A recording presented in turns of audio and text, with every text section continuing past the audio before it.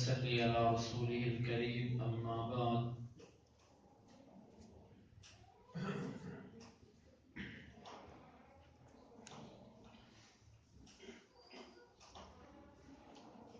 ربنا وآتنا ما وعدتنا على رسلك ولا تخزنا يوم القيامة إنك لا تخلف الميعاد.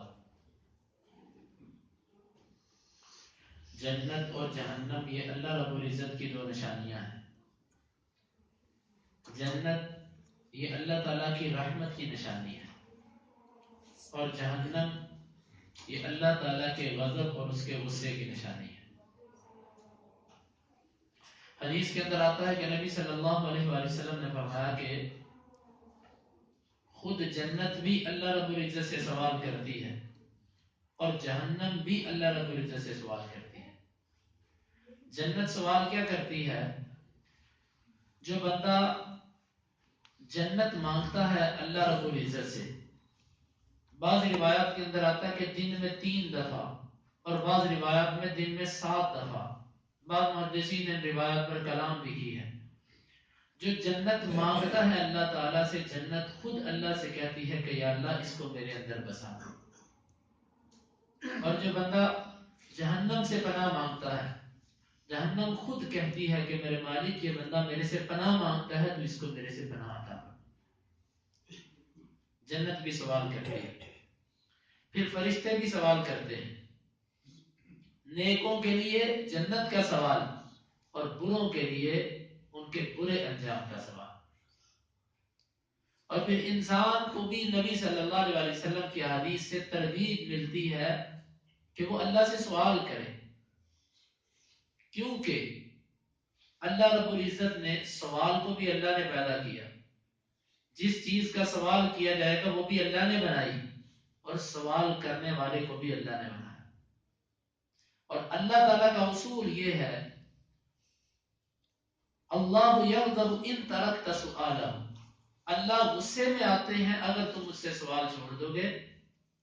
وبنی آدم یغضب حین یسأل، اور آدم کا جو بیٹا ہے جب اس سے سوال کیا جائے تو اس کو غصہ آتا ہے. انسان کا مزاج یہ ہے جب اس سے کوئی چیز مانگی جائے تو اس کو غصہ آتا ہے میرے سے مانگا، اور اللہ رب العزت سے کوئی نہ مانگے تو اللہ کو غصہ آتا ہے کہ تو میرے سے سوال کیوں نہیں کرتا.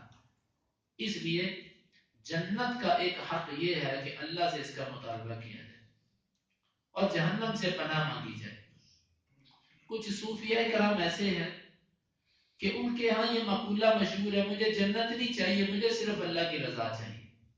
مجھے چاہے اللہ جہنم میں بھی پھینک دے لیکن میرے سے راضی ہو جائے، مجھے صرف اللہ کی رضا چاہیے. یہ صوفیوں کا وہ گمراہی والا قول ہے کہ جو ابلیس نے ان سے دین کے اندر مبالغے کی غلو کی وجہ سے منہ سے بلوایا. بندہ جب کسی چیز میں مبالغے اور غلو میں واقع ہو جاتا ہے تو وہ ایسی باتیں کرتا ہے کہ جو قرآن حدیث کے متصادی ہوتی ہے. اب انبیاء ہمارے نبی صلی اللہ علیہ وسلم اللہ سے رو رو کر جہنم سے پناہ مانگتے رہے کہ اللہ جہنم سے ہمیں بچا، اور جنت کا سوال کرتے رہے. لیکن ان صوفیاء کی بات بظاہر بڑی اچھی لگے گی آپ کو، جنت کے لیے نہیں عبادت کرنی چاہیے، کرنی اللہ کی رضا کے لیے چاہیے. یہ ایسا جملہ ہے کہ جس کو باطل کے اوپر باطل اس کے اوپر لپیٹ کر باطل کے اوپر اس کو لپیٹ کر پیش کیا جا رہا ہے کہ اللہ کو راضی کرنے کے لیے عبادت کرو، بالکل اللہ کو راضی کرنے کے لیے. لیکن جنت کا ہمیں لالچ نہیں ہے. کیوں نہیں ہے؟ ہمیں جنت کا لالچ ہے اور جہنم سے ہم نے بچنا ہے. اللہ کی رضا بھی چاہتے ہیں اور جنت بھی چاہتے ہیں اور جہنم سے پناہ بھی چاہتے ہیں. تو جنت کا ایک جو احادیث سے سبق ملتا ہے وہ یہ ہے کہ جنت کے بارے میں اللہ سے سوال کیے تھے. اب میں اور اپنے آپ کو دیکھیں کہ ہم دن کے اندر کتنی دفعہ سوال کرتے ہیں، کتنی دفعہ. ہمیں چاہیے کہ اپنی روزمرہ زندگی کے اندر جنت کا اللہ سے سوال کریں اور جہنم سے پناہ مانگیں. یہ کون کرے گا؟ روایت حدیث کے لفظ ہیں کہ جنت کا طلبگار کبھی سو نہیں سکتا اور جہنم سے بھاگنے والا بندہ کبھی دنیا میں خوش نہیں ہو سکتا. جس بندے کو جنت کی طلب ہو پھر نیند اس کا مطلوب اور مقصود نہیں ہوتی، پھر وہ نیند کی پرواہ نہیں کرتا کہ مجھے نیند کتنی آئی ہے. اور جس بندے نے جہنم سے بھاگنا ہو اس کو پھر دنیا میں چین اور آرام نہیں ملتا، کہ جب تک اس کو یہ یقین نہ ہو جائے کہ میں جہنم سے بچ گیا ہوں۔ اللہ رب العزت ہمیں ان لوگوں میں شامل کر دے۔ آمین۔ جنت کے کچھ نام ہیں جو احادیث کے اندر اور قرآن کے اندر ذکر کیے گئے ہیں۔ امام ابن القیم رحمہ اللہ نے ہادی الارواح میں ان ناموں کی وجہ تسمیہ بیان فرمائی ہے کہ ان کو یہ نام کیوں رکھے گئے۔ ایک نام ہے جنت۔ جنہ اس کا معنی ہوتا ہے کسی چیز کو ڈھانپ دینا۔ ماں کے پیٹ میں جو بچہ ہوتا ہے اس کو جنین کہتے ہیں۔ جنین اس لیے کہتے ہیں کہ ماں کے پیٹ میں اس بچے کو چھپایا ہوتا ہے، اور جن کو جن اس لیے کہتے ہیں کہ وہ انسان کی آنکھوں سے چھپا ہوتا ہے، نظر نہیں آتا۔ اور عربی زبان میں باریک سانپ اور پھرتیلے سانپ کو جان کہتے ہیں۔ جان کیونکہ وہ بڑا باریک ہوتا ہے، تو ہر وہ باغ کہ جس کے اندر گھنے، ہر وہ جگہ کے جہاں پر گھنے درخت ہوں اور وہ درخت سورج کی روشنی کو زمین پر گرنے سے بھی ڈھانپ لیں، زمین کو پوری طرح ڈھانپ دیں، اس باغ کو جنت کہا جاتا ہے عربی زبان میں۔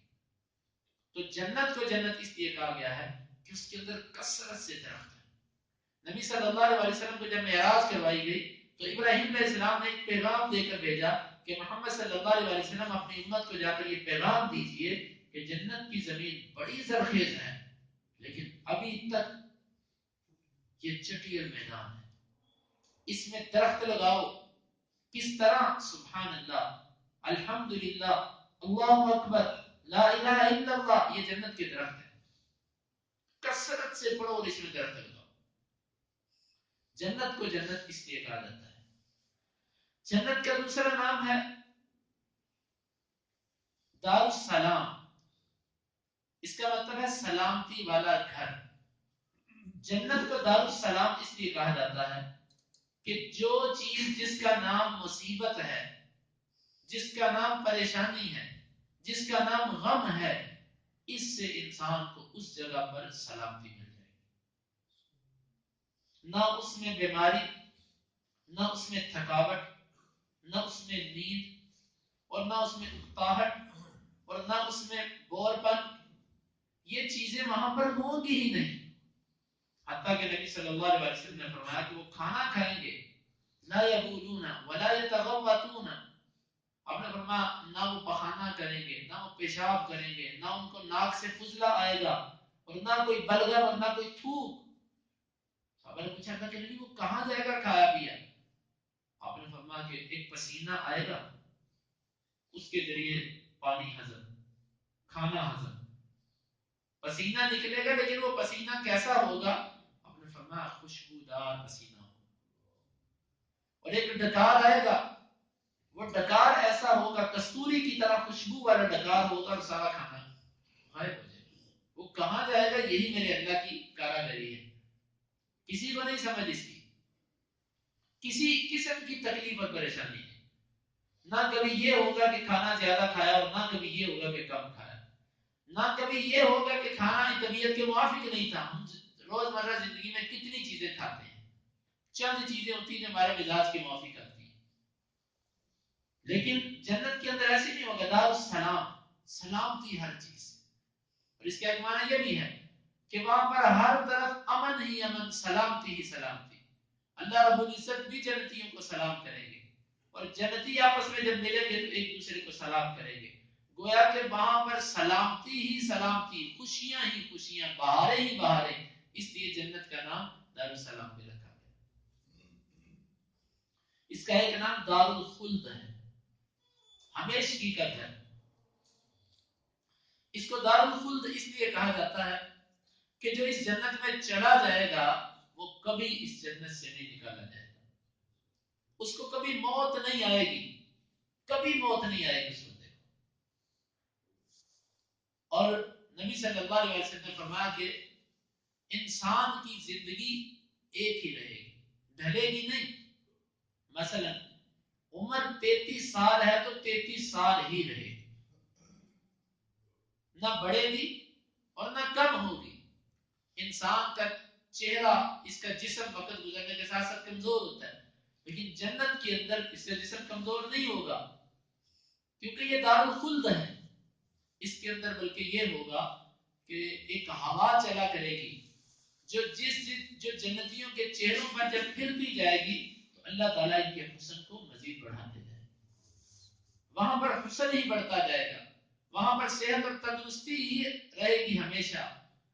کبھی وہاں پر نہ موت، انسان فنا ہی نہیں اس زندگی کو، نہیں ختم ہونے والی زندگی، ہمیشہ ہمیشہ کی زندگی، کسی قسم کا اس کے اندر فنا اور کسی قسم کی اس کے اندر کمی نہیں. جنت کا ایک نام دار المقامہ، مقام کے ٹھہرنے کی جگہ، کہ جہاں پر جنتی کو بسایا گیا ہے یہ ہمیشہ اس کو وہاں سے نکالا نہیں جائے. دنیا میں یہ ہوتا ہے کہ کبھی انسان اس جگہ کو چھوڑ کر دوسری جگہ چلا جاتا ہے. اس کی دو وجوہات ہوتی ہیں. ایک تو یہ ہوتی ہے کہ یہ کرائے پر ہوتا ہے، مالک مکان اس کو نکال دیتا ہے، چلو نکلو یہاں سے.